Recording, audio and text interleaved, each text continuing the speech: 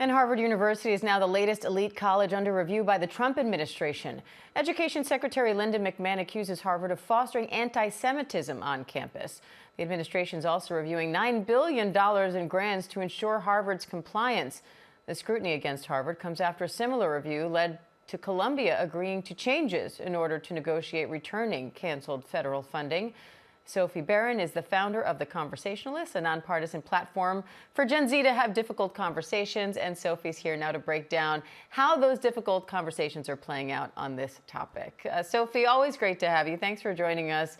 I want to start with this Atlantic article because they have a new article out that's looking at how the college experience is changing with the growing involvement of the Trump administration. They're essentially saying that this involvement is fundamentally changing the college experience. What are you hearing from students about that? Diane, thank you for having me. We're hearing a lot from our community here at The Conversationalist.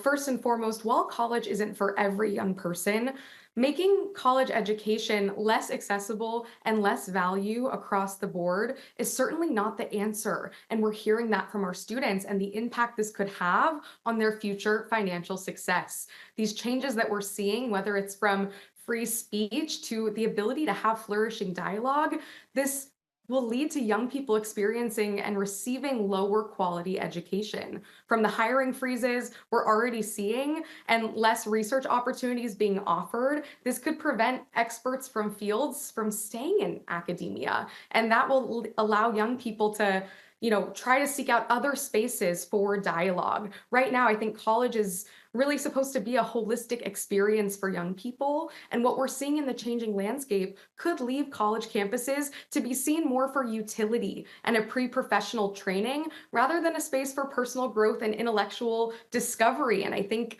the restriction on free speech right now for this generation and the restriction on exposure to new viewpoints is the last thing we need right now. Sophie, the administration is saying they're looking into anti-Semitism on campus. We've seen congressional hearings about this as well. What are students saying about that? Is the landscape changing in terms of anti-Semitism or lots of different kinds of protests and how that measures up against this debate over free speech, as you're saying? Absolutely. From the Jewish students that I've spoken to, they are pushing for their universities to have harsher policies on restricting hate speech.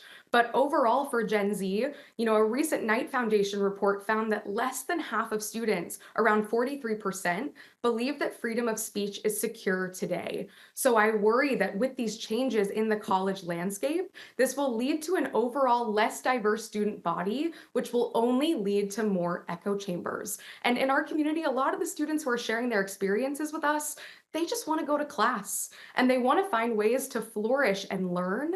And right now, I think if we're encouraging a culture where people are more tempted to self-separate, these spaces will become less and less diverse, which I think we could argue is less for the overall good for young people to feel prepared entering the world beyond college. And you talked about self-separating, Sophie. Any ideas coming out of those conversations about how to get people on opposing sides to come together and have these conversations? I know your platform aims to do that, but on a larger scale, what are you hearing from students about that? Absolutely. Right now, the students who are a part of our movement to unify the world really believe that if we can lead with who we are and allow others to do the same, we can find our way back to one another. So I hope that for whoever's listening, no matter where you stand politically, I hope we can all agree that students should not be used as political chess pieces along the way. And if you are someone like me who is sick of the divide in our country, I think it's time that we ask ourselves this fundamental question. Do we want our future leaders to all think the same? This generation represents our future lawmakers, future CEOs, and do we want them to lack access to a variety of ideas or have learned and grown in environments full of people who are just like them? Or do we want our future leaders to have full academic experiences? So from the students that I've been speaking to, they really believe that when they can open their echo chambers up to the ideas and perspectives of another student, we can better foster that realization on campuses worldwide that when the rest of the world doesn't think like you, that is when we grow. All right, Sophie Beren, thank you. Thank you, Diane.